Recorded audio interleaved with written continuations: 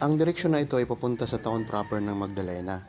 Dito naman po sa kabila, ito na may papunta sa town proper ng Liliw. Pero ang property na i-offer ko sa inyo ngayon ay sako po siya ng bayan ng Magdalena. Ito ay provincial road mga kapraps. Ang i-offer ko sa inyo ngayon ay second lot na property. Pero ang kagandahan nito, mayroon na siyang sariling right of way. Ito po mga kapraps, 4 meters ang lapad nito. Tumbok po yan papunta sa property. At ang distansya naman po ng property mula dito sa provincial road ay nasa 30 meters lang mga kapraps. Napakalapit lang po. Ito po ay isang farm lot ang i-offer ko sa inyo. Ang may-ari nitong dinadaanan nating right of way, siya din po yung may-ari ng property na i-offer ko sa inyo. Tara, puntahan po natin. Meron na ditong access ng kuryente at saka tubig. Malakas din po dito ang signal ng iba't ibang network para sa internet. Okay, ito na mga kapraps. Sa likod po ng bakod na yan, yun na po ang property. Tara, pasukin po natin. Okay, nandito na tayo sa loob ng property mga kapraps. Tingnan nyo po, patag na patag ang lupa. Ang distansya nito sa town proper ng Magdalena ay nasa 6 minutes travel time lamang. So ang right of way mga kapraps, nakita nyo naman kanina, dikit na dikit po siya sa provincial road.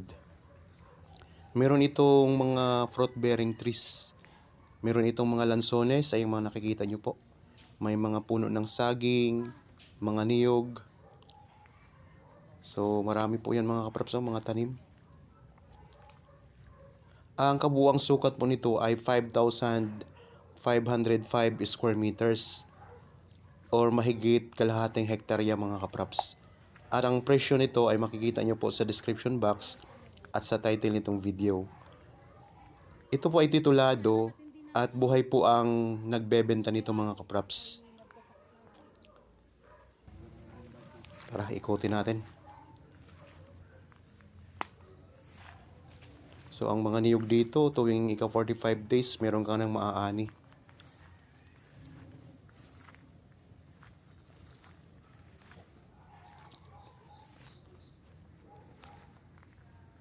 Konting tabas lang nito mga kapraps, makikita nyo ang ganda nitong property na to. Lampas kalahating hektarya. At mura lang po ang benta nito. Ayan o, may mga lansones. Ayan, mga saging. Napapalibutan na po ito ng bakod. Mayroon siyang konting part na pader na semento. At mas malawak po yung sakop ng property na barbed wire ang bakod mga kapraps. Sa mga viewers po natin ngayon na bago lang dito sa aking channel, so kung naghahanap pa po kayo ng iba pang mga sukat, gusto nyo gawing investment, marami pa po tayo dito nakapost sa aking YouTube channel mga kapraps. Iba't ibang sukat, iba't ibang lugar, pero dito po sa lalawigan ng Laguna ang karamihan natin. So marami po tayong mga pagpipilian mga kapraps. Yan, ang ganda ng ikot ko lang ang camera. Marami siyang mga tanim mga kapraps. Pantay na pantay din ang lupa dito. Tapos sa mga viewers naman po na mayroong property na gustong ibenta at gusto nyo pong matulungan namin kayo, kung nandito lang kayo sa lalawigan ng Laguna, pwede naming puntahanin yung property para kuhanan ng video at ma-feature natin dito sa YouTube channel. Tapos kung may mga kakilala po kayo, kamag-anak, mga kapatid, magulang na naghanap po ng property, pakishare naman po nitong aking channel mga kapraps. Malay nyo po, dito po sila makahanap sa pamamagitan namin ng kanilang gustong gawing investment.